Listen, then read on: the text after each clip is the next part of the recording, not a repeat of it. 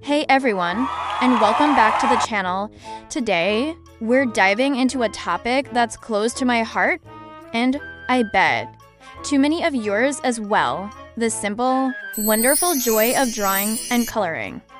Whether you're a seasoned artist or someone who hasn't picked up a crayon since childhood, there's a magical world waiting for you on that blank piece of paper. So, why should you start drawing or coloring? For starters, it's an incredible stress reliever. After a long, hectic day, there's nothing quite like losing yourself in a world of lines and colors. The focus it requires helps to quiet all that mental noise, bringing you into a state of mindfulness. It's like meditation, but with a beautiful result you can hang on your fridge.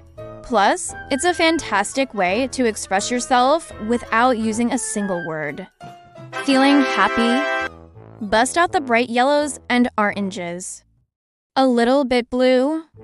Explore the world of deep indigos and cool grays. Your emotions can literally flow from your heart, through your hand, and onto the page. Now, you might be thinking, but I can't even draw a straight line. And to that, I say, who cares?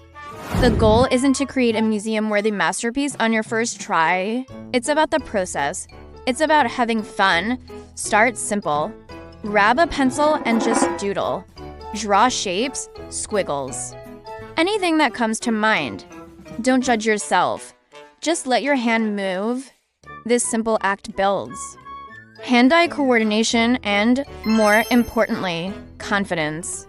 You'll be amazed at how quickly you improve when you stop worrying about perfection.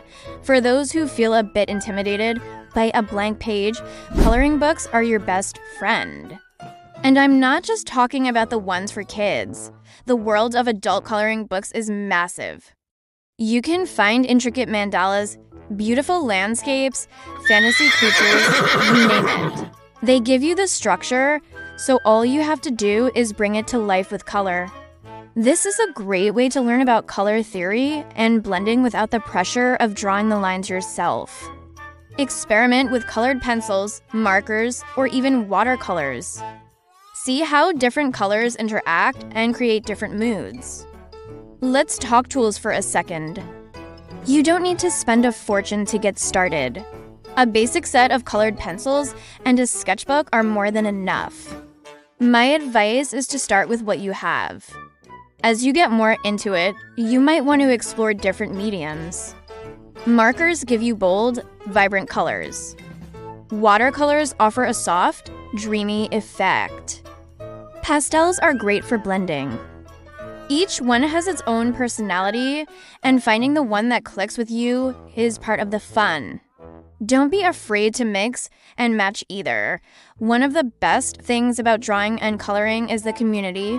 There are so many amazing artists online sharing their work, their processes, and their tips. It's a huge source of inspiration. Following other artists, participating in drawing challenges, and sharing your own work even if you feel shy about it can be incredibly motivating. You'll get feedback, encouragement, and you'll feel like you're part of something bigger. It's a journey of creativity, and it's always more fun when you have people to share it with. So, my challenge to you today is this: find just 10 minutes.